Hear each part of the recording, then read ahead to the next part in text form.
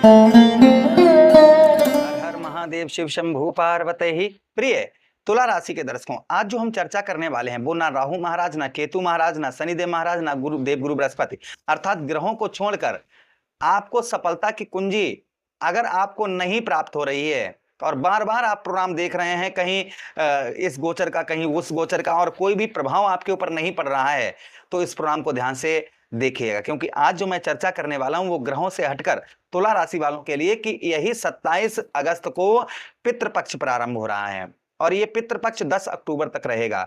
अगर हमारे हमसे पितृ रुष्ट होते हैं, नाराज होते हैं, तो हमें जीवन में कहीं पर भी किसी भी कार्य में सफलता प्राप्त नहीं होती है। ये ध्यान में पहली बात अपने माइंड में डाल लीजिएगा।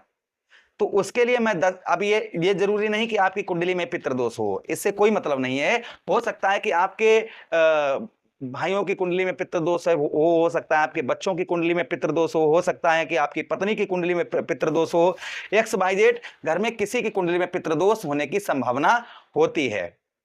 अगर आपके घर में किसी के पितृदोष है या नहीं और आपको नहीं पता है, तो ये प्रोग्राम को शुरू से लेकर अंत तक देखिएगा। इससे आपको पता लग जाएगा कि मेरे घर में किसी की कुंडली में पितृदोष है या नहीं है। उसके 10 कारण होते हैं। अगर आपके साथ बार बार इस तरीके की घटनाएं घटित हो रही हैं और आप ग्रहों के पीछे पड़े हुए हैं, तो आप संचेत हो जाइए, क्योंकि आपकी कुंडली में पितृदोष या आपके घर में किसी की कुंडली के पितृदोष के कारण इस तरीके की समस्याएं हो रही हैं। तो वही चर्चा करने जा रहे हैं, क्योंकि आपकी मुझे बड़ी चिंता रहती है। काफी लोग ये भी कमेंट करते हैं, गुरुजी यह राशि गोचर, वो यह ग्रहों का परिवर्तन हुआ, उस ग्रह का परिवर्तन हुआ, लेकिन हमारे जीवन में परिवर्तन क्यों नहीं हो रहा है?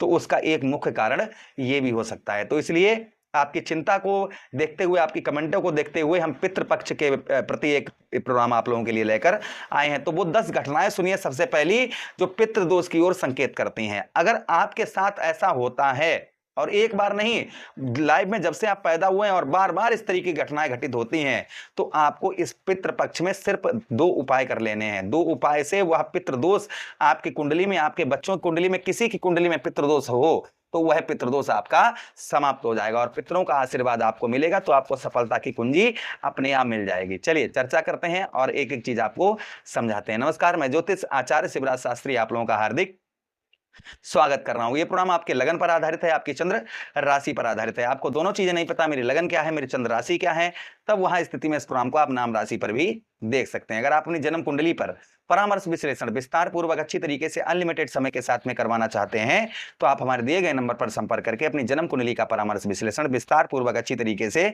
अनलिमिटेड समय के साथ में करवा सकते हैं। चलिए चर्चा करते हैं, अब एक एक चीज आपको समझाते हैं। सबसे पहली घटना, ध्यान से सुनिएगा।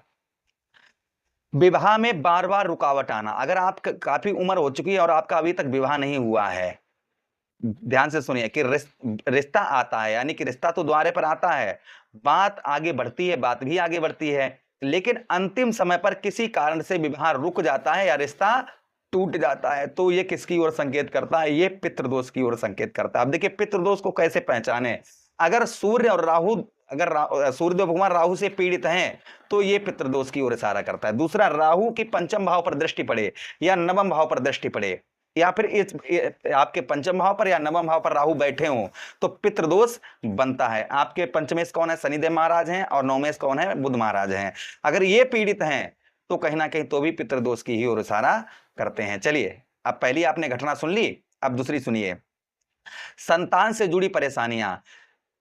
विवाह के बाद संतान प्राप्ति में देरी या संतान से संबंधित बार बार चिंता बनी रहना, यानी कि बच्चों से या तो संतान ना होना, या संतान होने के बाद में बीमार रहना, या उनकी पढ़ाई में मन ना लगना, या गलत संगति उनकी हो जाना, और बार बार ऐसा होता है, मतलब बार बार बीमार होते हैं या फिर वो गलत संगति में चल रहे हैं, तो ये कहीं ना कहीं पितृदोष की ओर इशारा करते हैं। अच्छा, उसी के साथ ही साथ में तीसरी घटना, घर में लगातार कलह बनी रहना, अर्थात बिना किसी वजह के परिवार के लोगों के बीच मनमुटाव रहना और घर में अशांति का माहौल बना रहना, ये भी कहीं ना कहीं पितृदोष की ही ओर इशारा करते हैं। अच्छा, उसी के साथ ही साथ में चौथी घटना, बनते काम अचानक से रुक जाना, अर्थात जो है काम पूरा होने के करीब पहुंच जाता है और अंतिम समय पर कोई अनपेक्षित बाधा आ जाना, यानी कि पता, मतलब जो पता नहीं था कि ये समस्या आ सकती है, तो अंतिम समय पर कोई भी कार्य करें, अंतिम समय पर कोई परेशानी हो रही है या कोई बाधा आ रही है, तो समझ जाइए, और ऐसा बार बार आपके साथ होता है, तो पितृदोष है। क्या करना चाहिए वो हम वही आपको बताएंगे। अगर ऐसा होता है तो कमेंट में हमें जरूर बताइएगा। उसी के साथ ही साथ पांचवी घटना, धन का टिक ना पाना, अर्थात जो है कमाई होने के बावजूद अचानक ऐसे खर्च सामने आना कि बचत नहीं हो पाती है। अर्थात जो है ना, कोई भी जब भी आपकी सैलरी आती है या फसल बिकती है या व्यवसाय में पैसा आता है, तो कोई ऐसी जब बचत मतलब बचत करने का समय आता है तो कोई ऐसी घटना घटित हो जाती है कि पैसा सब उसमें खर्च हो जाता है। तो ये भी कहीं ना कहीं पितृदोष की ही ओर इशारा करते हैं। अच्छा, उसी के साथ ही साथ छठी घटना, व्यापार या नौकरी में स्थिरता, अर्थात जो है बार बार नौकरी बदलना, बार बार जो है आपकी नौकरी बदलती है, या फिर व्यापार में अचानक से रुकावट या मेहनत के अनुसार परिणाम ना मिल पाना व्यापार के अंतर्गत, तो भी ये कहीं ना कहीं पितृदोष की ही ओर इशारा करते हैं। अच्छा, उसी के साथ ही साथ सातवीं घटना ये है कि एक परेशानी के बाद दूसरी परेशानी सामने पर खड़ी होना, अर्थात परिवार में ऐसा महसूस होना कि एक समस्या खत्म होते ही दूसरी समस्या सामने पर आ जाती है, तो ये भी कहीं ना कहीं पितृदोष की ही ओर इशारा करते हैं। अच्छा, उसी के साथ ही साथ में आठवीं घटना, कभी कभी मृत परिजनों या पूर्वजों से संबंधित बार बार आपको सपने आना, यानी कि सपने में बार बार आपको पूर्वज आपके दिखाई दें, या फिर, और ये केवल जो है ना, ये इस बात का प्रमाण नहीं है कि ये आपकी कुंडली में पितृदोष हो। अगर आपको सपने आ रहे हैं पितरों के, आपके पूर्वज दिखाई दे रहे हैं, तो इसका मतलब ये नहीं कि आपकी कुंडली में पितृदोष हो,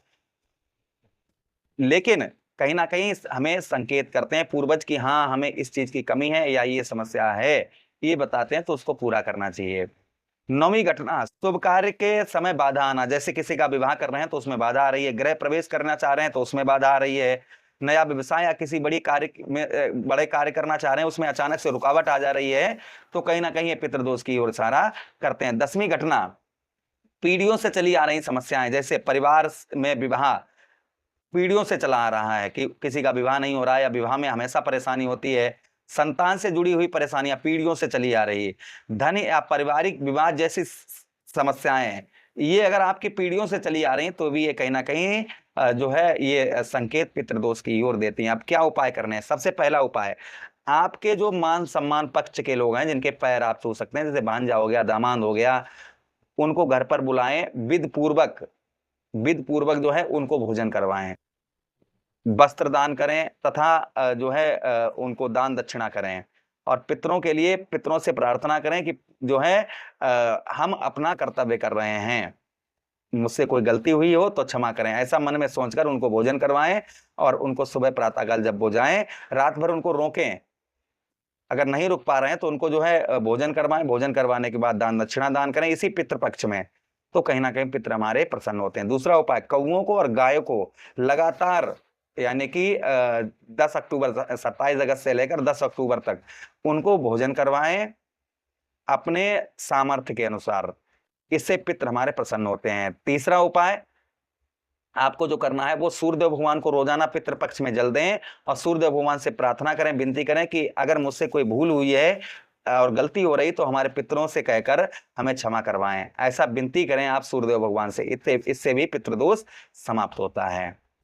तो आपने पितृदोष के बारे में समझ लिया। अगर आप ऐसा करते हैं, इस तरीके की घटनाएं घटित हो रही हैं, इस तरीके के उपाय करते हैं, तो आपको अवश्य ही लाभ होगा। आशा कर रहे हैं, उम्मीद कर रहे हैं वीडियो काफी अच्छा लगा होगा, लगा है तो लाइक कर दीजिए, चैनल को सब्सक्राइब कर दीजिए, यह प्रोग्राम अपने मित्रों के पास शेयर कर दीजिए, आदेश दीजिए किसी अन्य प्रोग्राम में पुनः भेंट करेंगे, तब तक के लिए राधे राधे, हरे कृष्णा, प्रणाम।